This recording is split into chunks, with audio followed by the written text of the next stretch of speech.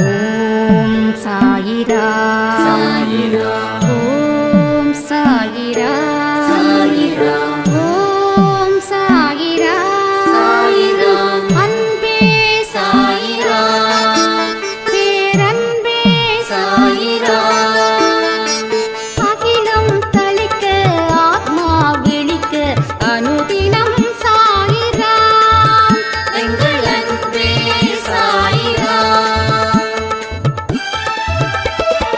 ஒன்றே இறைவன் ஒன்றே பூமிக்கென்றும் சாயிரா சரணம் சாயிரா நன்றே செய்து வாழ்வோம் நாம் ஒன்றே செய்து வாழ்வோம் அன்பே சாயிரா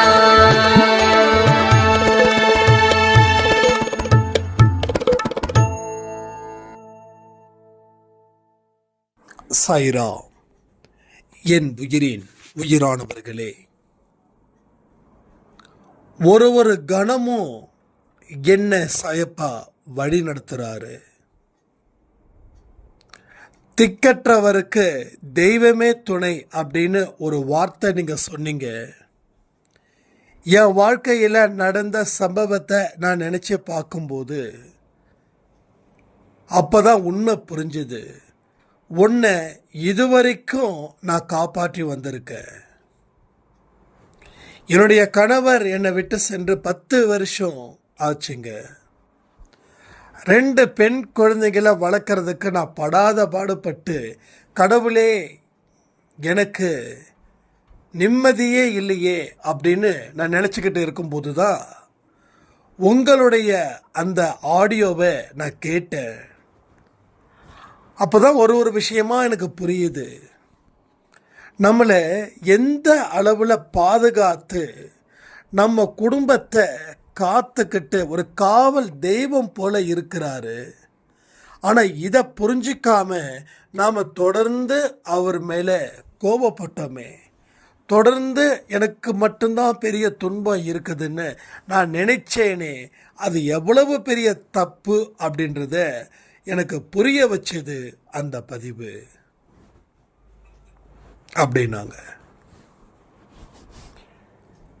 நம்மளுடைய துன்பம் ஒரு பெரிய துன்பமா, ஒரு மலை போல இருக்கிற துன்பமா நாம் நினைக்கிறதால தான் அந்த துன்பம் நம்மளை பயம் காட்டுது.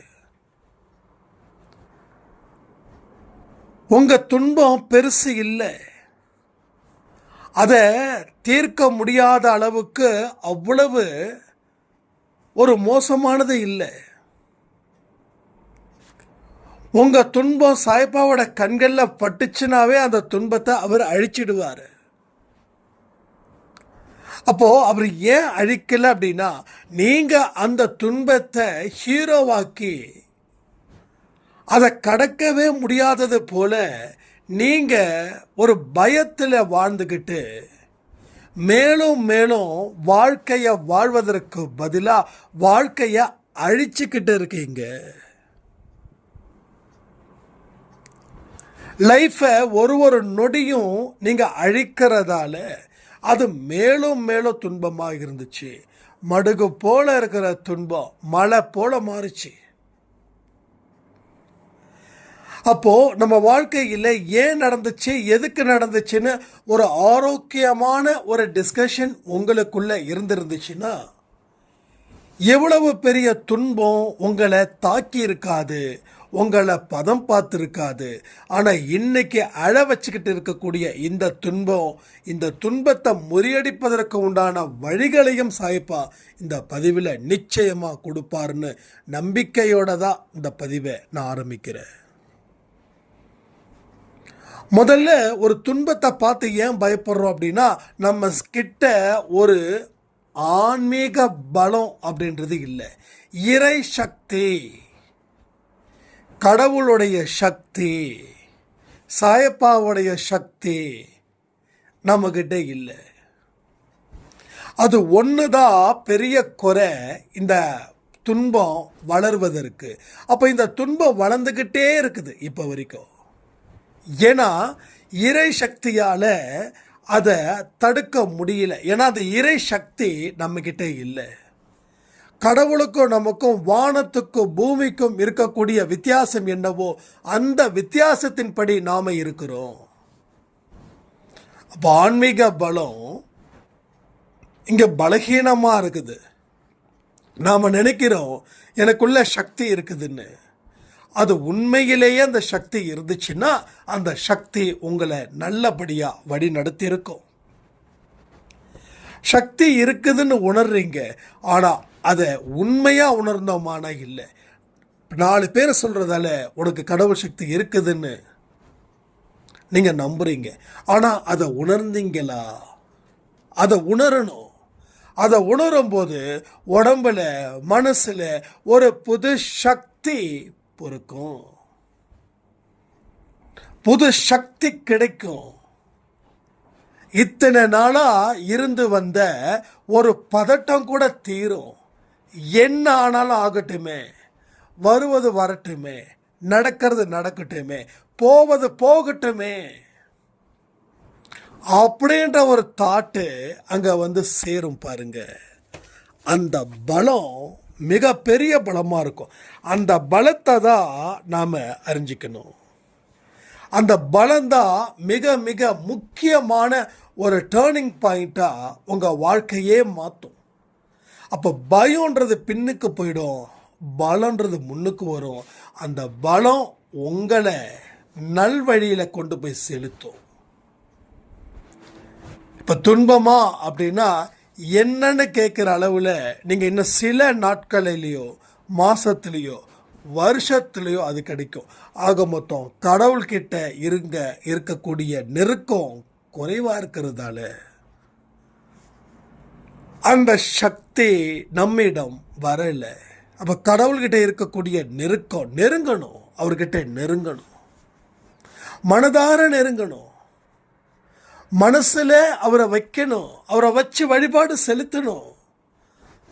நம்பிக்கையின் ஆதாரமா அவர் இருக்காரு, பலத்தின் ஆதாரமா அவர் இருக்காரு. இதெல்லாம் சொல்ல சொல்ல உங்க பலம் ஏறும், உங்க மனபலம் ஏறும்.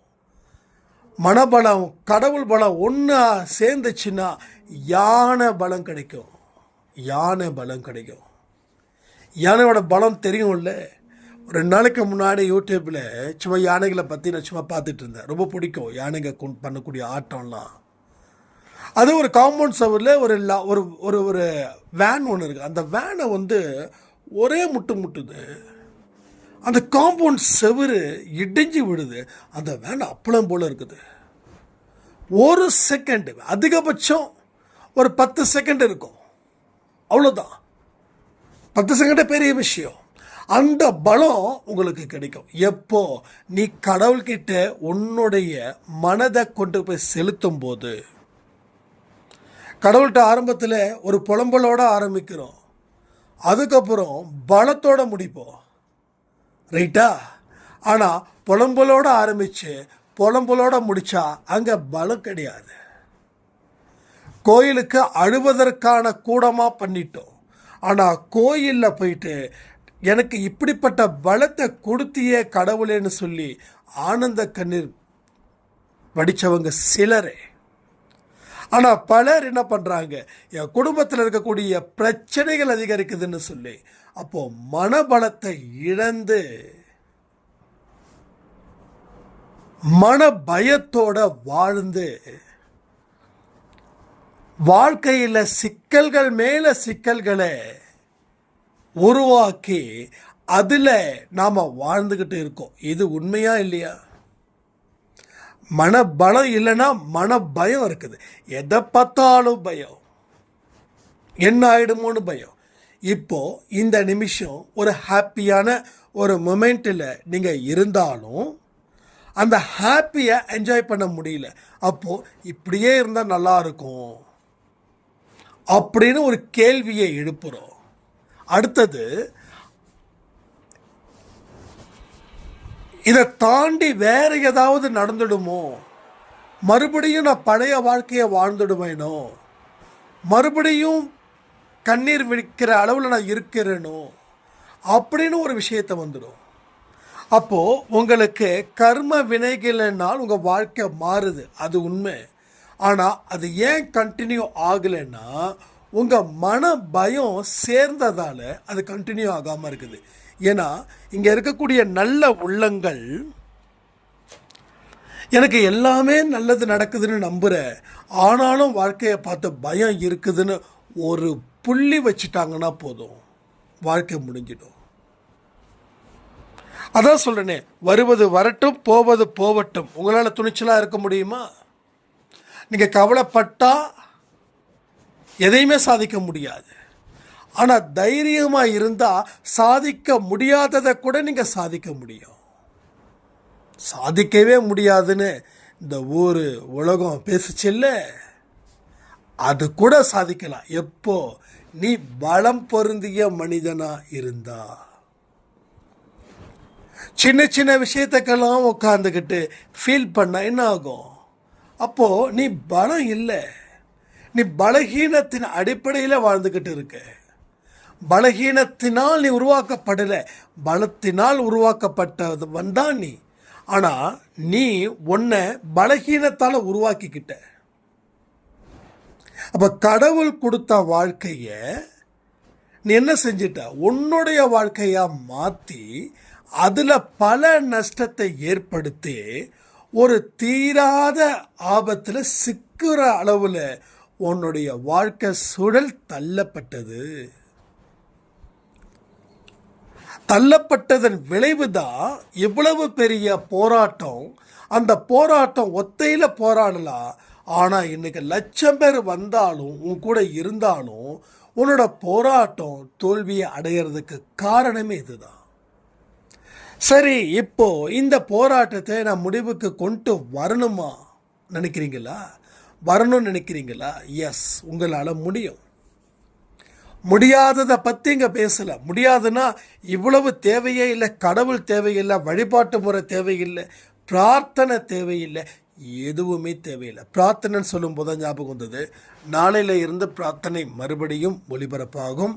அதே போல் சாய் 365 வெற்றி நிச்சயம் சாயின் சத்தியமும் ஒளிபரப்பப்படும். அதனால் பிரார்த்தனைகள் பற்றியோ வெற்றி நிச்சயம் சாயின் சத்தியம் வரலன்றதை பற்றியோ யாரும் ஃபீல் பண்ண வேண்டாம். ஸோ சாய் 365 வெற்றி நிச்சயம் சாயின் சத்தியமும் சாய் குடிலில் பிரார்த்தனையும் தொடர்ந்து வரும். அப்போ உங்கள் பிரார்த்தனைகளுக்கு பலன் இல்லைன்னா உங்கள் மனசில் ஆழமான நம்பிக்கை இல்லை. நீங்கள் நம்பிக்கையை விதைச்சாதான் கடவுள் எல்லாத்தையும் செய்வார். ஆனால் நம்பிக்கை விதைக்கல அப்படின்னா அங்கே கடவுள் என்ன செஞ்சாலும் அது உங்களுக்கு பலனாக நிற்காது. நான் சொன்னேன் இல்லை, நான் என்றைக்குமே வாபஸ் வாங்க மாட்டேன். உங்கள் பலமும் கடவுள் பலமும் சேர்ந்தால் மட்டும்தான் வாழ்க்கையில் சரித்திரம் படிக்க முடியும். அதர்வைஸ் எதுவுமே பண்ண முடியாது, ஒரு அடி கூட எடுத்து வைக்க முடியாது. ஸோ நீங்கள் ஜஸ்ட்டு ட்ரை பண்ணுங்க. ஏன் மறுபடியும் ஒரு விதமான மன இறுக்கத்தில் இருக்கீங்க. இந்த மன இறுக்கத்தில் இருந்து வெளியில் வந்தால் தானே, மீண்டா தானே உலகத்தில் இருக்கக்கூடிய லட்சக்கணக்கான சந்தோஷத்தை நீங்கள் அனுபவிக்க முடியும். உங்கள் வாழ்க்கையில் இன்னும் பல முகத்தை நீங்கள் பார்க்க வேண்டாமா? இதுவரைக்கும் உங்களுடைய வெற்றி முகத்தை இந்த உலகத்துக்கு காட்டல. இதுவரைக்கும் நீங்கள் யாருன்னு இந்த உலகத்துக்கு காட்டல. உங்கள் பண்புகள் இன்னும் வெளிப்படுத்தலை. உங்கள் தைரியம் இன்னும் பல பேருக்கு தெரியல. கடவுள் உங்களை எப்படி வழி நடத்திக்கிட்டு இருக்கிறாருன்றதை வெளியில் யாருக்கும் இன்னும் சொல்ல முடியல.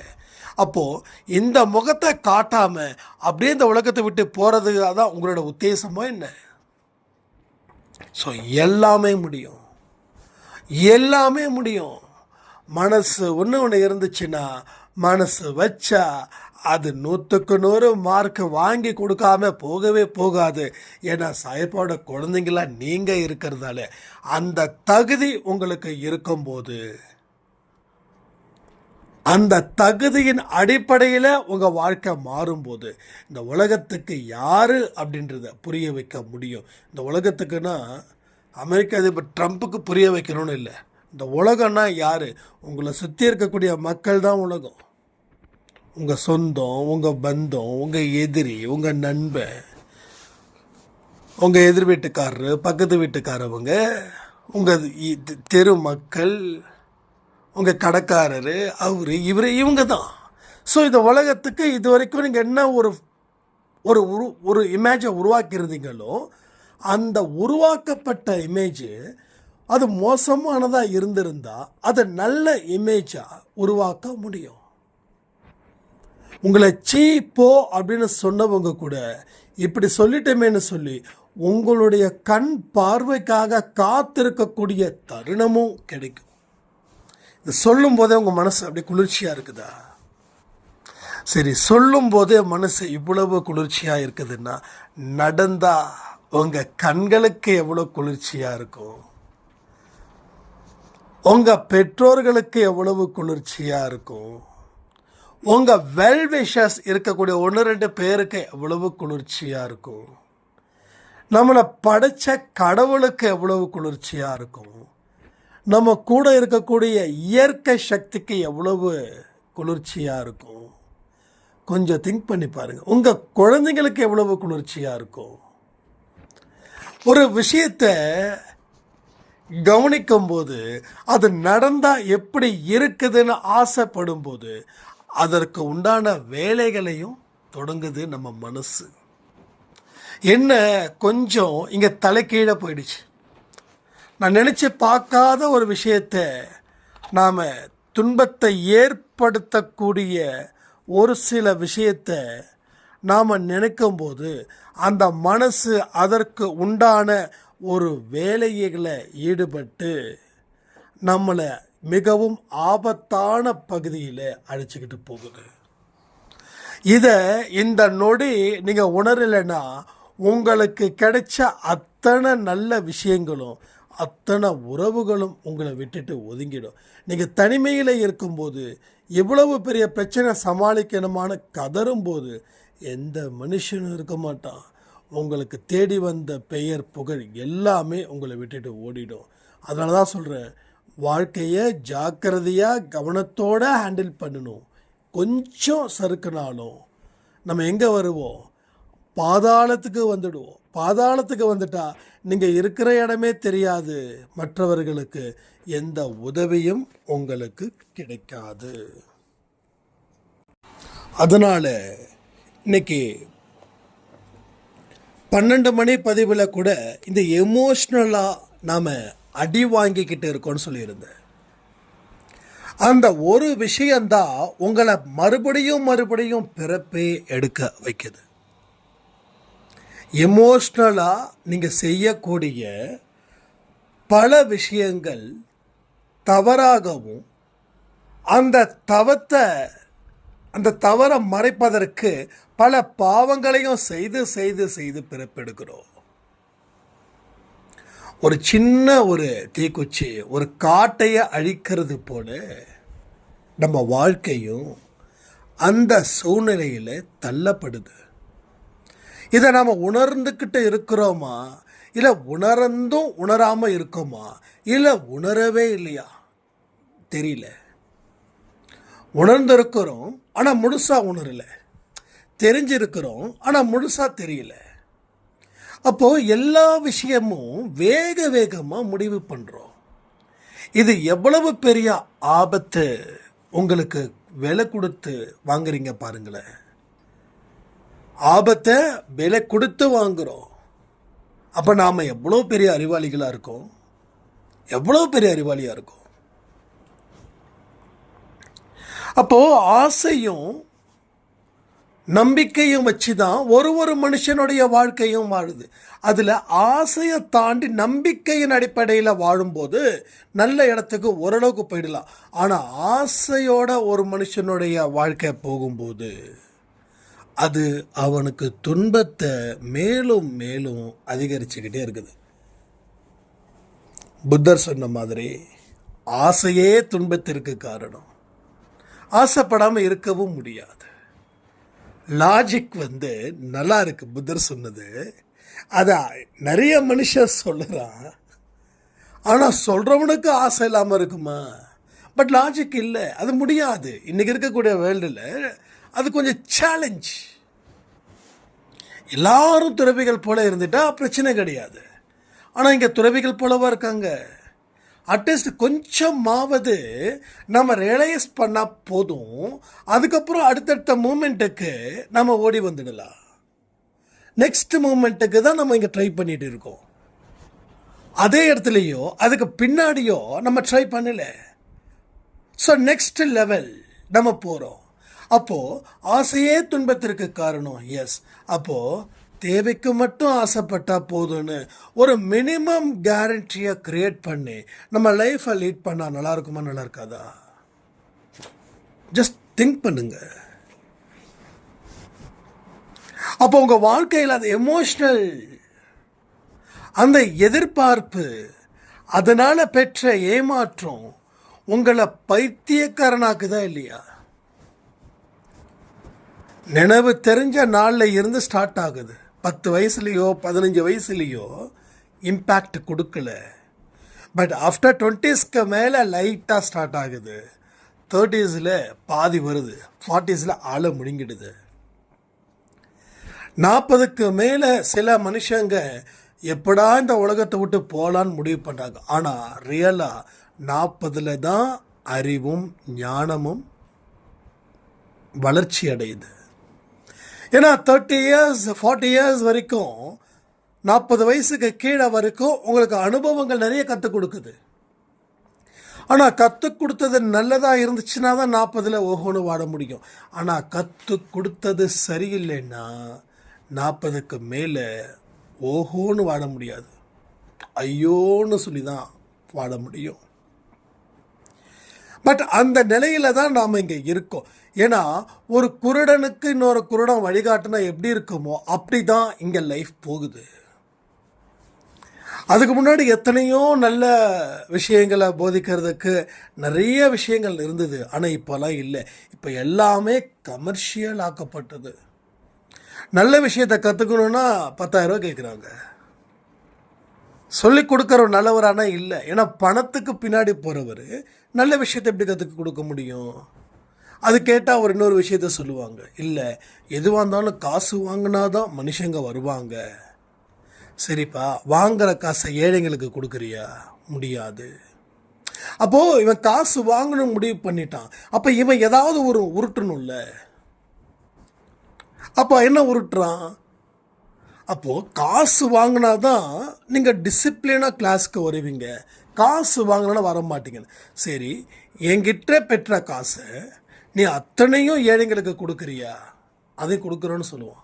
10 குழந்தைங்களுக்கு கொடுக்க வேண்டிய காசை நம்ம கொடுத்தா ஒரு குழந்தைக்கு கொடுத்துட்டு 10 குழந்தைக்கு கொடுத்தேன்னு சொல்லி போய் சொல்லுவான். அப்போ அவன் கொடுக்குற டீச்சிங் எவ்வளோ மோசமாக இருக்கும். ஸோ கடவுள் சம்மந்தப்பட்ட எந்த ஒரு விஷயத்துக்கும் எந்த விலையும் கிடையாது. விலை கொடுத்து நீங்கள் வாங்கினா அது பொருள்.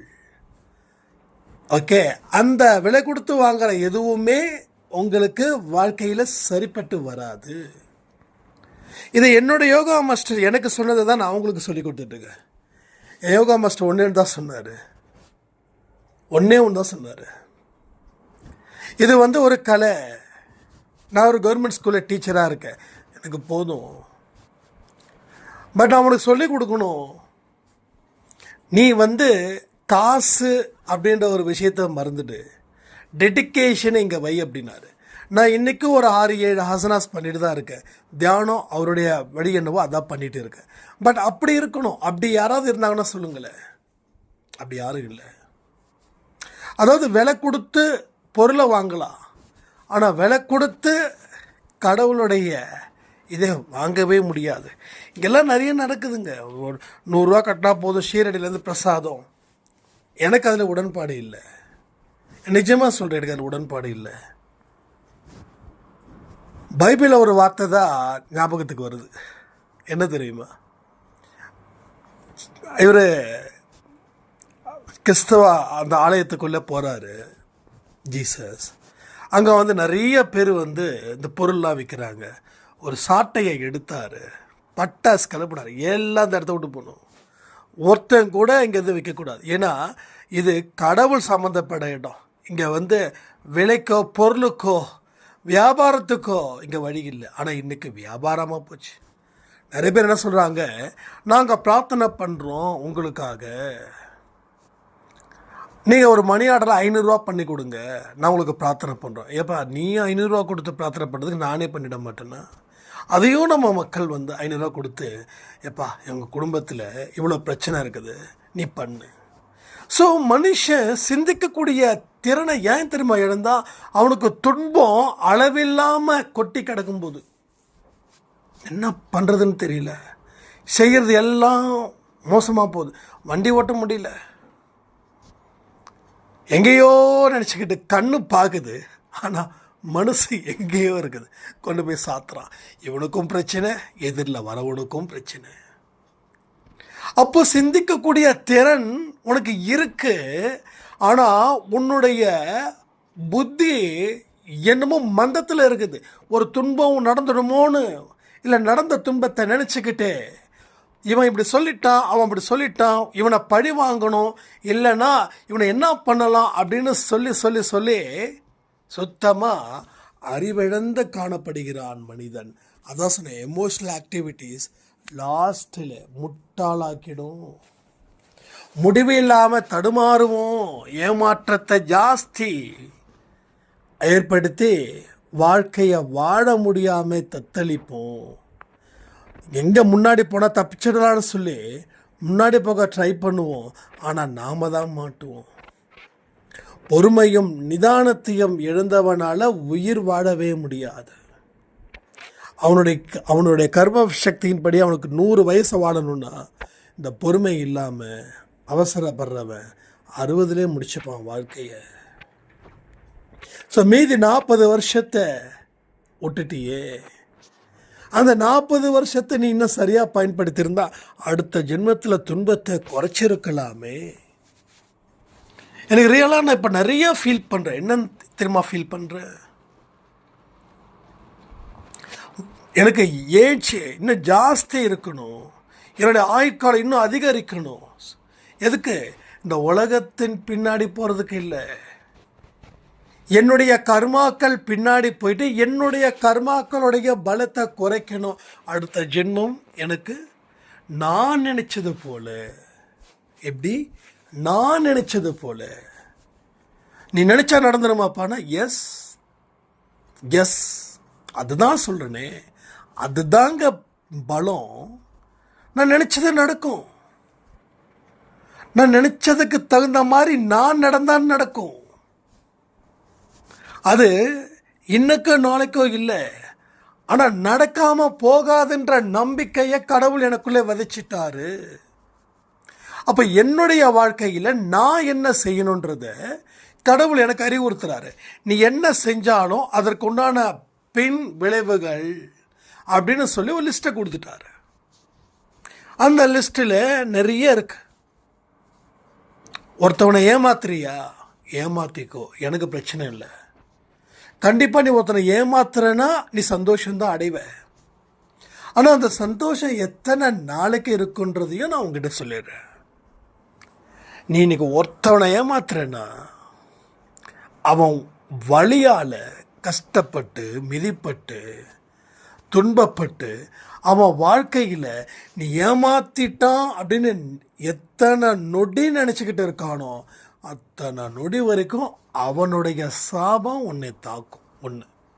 ரெண்டாவது, நீ ஒருத்தவனை தான் ஏமாத்திருக்கன்னா உன்னால் ஃபியூச்சர் நினச்சி பார்க்க முடியாத அளவுக்கு இருக்கும். 10 பேர் ஒரே நேரத்தில் உன்னை ஏமாத்துமா. அந்த நேரத்தில் ஐயோ செத்தா நல்லா இருக்குமேன்னு நினச்சி சாப தேடி போவ, சாவும் உன்கிட்ட வராது. அப்போ இந்த பின் விளைவுகள், முன் விளைவுகள், நடு விளைவுகள், எல்லா விளைவுகளையும் அவர் கொடுத்துட்டாரு. ஸோ என்ன எடுக்கிற அதற்கு உண்டான விளைவு தான். நேற்று முந்தானத்தை சொன்னல, விஷம்தான். விஷத்தை நான் அமிர்தமாக நினச்சி குடிக்கிற, விஷம் உன்னை ஒன்றும் செய்யாதுன்னா அட முட்டாளே, நீ குடிக்கிறது விஷம். விஷத்தோட தன்மை நீ என்னத்தை தான் மனசை மாற்றினாலும் அது தன்மையில் அது இருக்கும். அந்த அளவுக்கு நீ இன்னும் ஸ்ட்ராங் பவர்லாம் உனக்கு வரல. அந்த பவர் வந்திருந்தா நீ பிறந்தே இருக்க மாட்டேன். கடவுளுக்கு தான் அந்த பவர் இருக்குது, விஷயத்தை அமிர்தமாக்குறது, அமிர்தத்தை விஷமாக்குறது. உனக்கு இல்லை. நீ எல்லாமே கிடைச்ச மாதிரி நீ உட்காந்துக்கிட்ட கடைசியில் அந்த விஷயம் என்ன செய்யுமோ அதை செஞ்சிடும். கடைசியில் உனக்கு பிரச்சனை இல்லை, உன்னை நம்பி இருக்கிறாங்களே அவங்களுக்கு பிரச்சனை. அப்போது அவங்களுடைய பாவம் நீ செத்தாலும் உன்னை சும்மா விடாது. அடுத்த ஜென்மத்தில் நீ பிறப்பில்ல, முழுசாக பிறப்பில்ல. அப்போது அந்த கஷ்டம் எப்படிப்பட்டதாக இருக்குன்றத அடுத்த ஜென்மத்தில் அவர் உனக்கு புரிய வைப்பார். அவ்வளோதான். கடவுள் சண்டைலாம் போட மாட்டார், ஃபைட் பண்ண மாட்டார். ஃபைட்டெலாம் கிடையாது இங்கே. அவர் அதே சிரித்த முகத்தோடு தான் இருப்பார். ஷீரடிக்கு போனாலும், உங்கள் வீட்டுக்கிட்ட இருக்கக்கூடிய சாய்பா கோயிலுக்கு போனாலும் அவர் என்ன சிரித்த முகத்தோடு இருக்காரோ அதே சிரித்த முகத்தோடு தான் இருப்பார். ஆனால் போராட்டத்தை போராடிக்கிட்டே இருப்பார். அதெல்லாம் அவர் தவிர்க்கவே மாட்டார். அப்போ அவரோட இணைந்து போராடுவது இல்லை அவரோட இணைந்து வாழ்வது புத்திசாலித்தனமா? இல்லை நான் தனியாக இருந்து போராடுவேன். அப்போ தனியாக இருந்து போராடும்போது எது நல்லது எது கெட்டதுன்னு தெரியாமல் ஒருவேளை கெட்ட வழியை ஜாஸ்தி எடுத்துக்கிட்டா அப்போ அதற்குண்டான விளைவுகளை இதெல்லாம் யோசித்து பார்த்து முடிவு பண்ணுங்க. வாழ்க்கையில் வெல்வதற்காகத்தான் இங்கே சாயப்பா உங்களிடம் இருக்கிறார். இதை புரிஞ்சுக்கிட்டு வாழ்ந்தா வாழ்க்கை செமையாக சிறப்பாக இருக்குன்னு சொல்லி இந்த ஆடியோவை நான் முடிக்கிறேன். ஜெய் சாய்ரா.